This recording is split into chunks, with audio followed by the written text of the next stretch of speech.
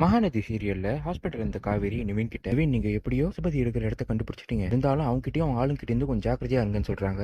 ஹாஸ்பிட்டல்ல இருந்து நிவின் கிளம்பி நேரா பசுபதி இருக்கிற இடத்துக்கு போய் எப்போ பசுபதி தனியா மாட்டுவான் அவனை கையோட பிடிக்கணும்னு காத்துட்டு இருக்காரு. கங்கா காவேரிக்கு ஃபோன் பண்ணி, என்ன காவேரி என்ன காலையில எழுந்து பார்த்து நீ ஆளே காணும், எங்க போன சொல்லாம கொள்ளாம நீ பாட்டு போயிட்டேன்னு கேட்க, காவேரியோ ஒண்ணு இல்லக்கா அப்படின்னு ஏதோ சொல்லி சமாளிக்கிறாங்க. கங்காவும் சரி காவேரி என்கிட்ட உண்மையை சொல்லு, அம்மாக்கு விஷயம் தெரிஞ்சா தேவையில்லாம சொல்லுவாங்க, என்கிட்ட உண்மையை சொல்லுன்னு சொல்ல, ஆமாக்கா நான் ஹாஸ்பிட்டல்ல இருக்கேன், வெண்ணிலாவை கொலை பண்றதுக்கான முயற்சி நடந்தது, இதுல இருந்து எப்படியோ நான் அவளை காப்பாத்திட்டேன், அவளை பார்த்து இப்ப ஹாஸ்பிட்டல்ல அவளை பார்த்துட்டு நான் கூட தான் இருக்கேன்னு சொல்றாங்க. குமரனும் தன்னோட பங்குக்கு வெண்ணிலாவோட மாமா நம்பிராஜன் இருக்கிற இடத்த கண்டுபிடிச்சு அடியாளுங்களை அடிச்சு போட்டு நம்பிராஜனை பாக்குறாரு. சார் பாத்தீங்களா, நீங்க அந்த பசுபதியை நம்பினீங்க, ஆனா அவனே உங்களை கடைசியில கை விட்டுட்டான், இன்னைக்கு கோர்ட்ல தீர்ப்பு இருக்கு சார், இப்பயாச்சும் நீங்க விஜய்க்கு உதவி பண்ணுங்க சார், நீங்க வந்து கோர்ட்ல உண்மையா சொன்னீங்கன்னா விஜய் நிர்பயாதின்னு சொல்லிடுவாங்க, நான் உங்க கை காலில் போட்டிருந்த கயிறை கட்டி விட்டுறேன், இல்ல இருக்க அடியாளுங்க எப்படியா சம்பாதிச்சிடறேன், நீங்க எப்படியாச்சும் இங்க இருந்து தப்பிச்சு தெருக்கு முனையில இருக்க ஸ்வீட் ஸ்டாலுக்கு வந்துருங்க, அங்க இருந்து நான் உங்களை கூட்டிட்டு போறேன் சாருங்கிறாரு. குமரன் சொன்ன மாதிரியே நம்பிராஜனும் அடியாளன் கிட்ட இருந்து தப்பிச்சு குமரன் கூட கோர்ட்டுக்கு உண்மையை சொல்றதுக்காக போறாரு. போலீஸ் இன்ஸ்பெக்டர் வெண்ணிலாவை பாக்கிறதுக்காக ஹாஸ்பிட்டலுக்கு வராரு. இந்த ஒரு காவேரியை பார்த்து, மேடம் இங்கெல்லாம் நீங்க இருக்காதீங்க, நீங்க கிளம்பி போங்கன்னு சொல்ல, காவேரியும் கோவப்பட்டு, ஓ மத்த ரெண்டு போலீஸ்காரங்களும் ராத்திரி என்ன நினைச்சுன்னு விஷயத்த உங்ககிட்ட சொல்லியா சார்,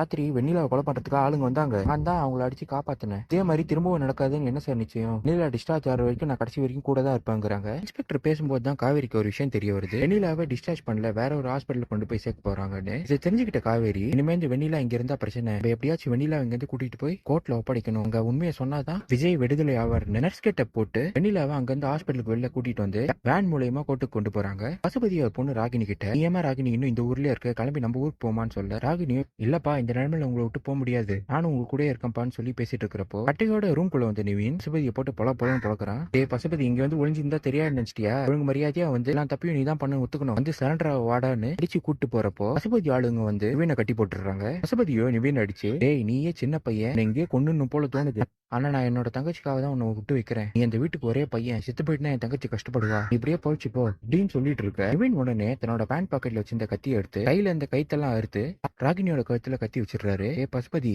ஒழுங்கு மரியாதையா வெளில இருக்கிற வண்டியில போய் ஏறு, மட்டும் நீ போலீஸ் ஸ்டேஷன்ல சரண்டர் ஆகலன்னா பொண்ணோட கருத்தை நான் இப்ப அறுத்துருவேன், உன் பொண்ணு தானே முக்கியம், அப்ப நான் சொல்றதை கேளுன்னு பசுபதி மிரட்டி ஸ்டேஷன் கூட்டு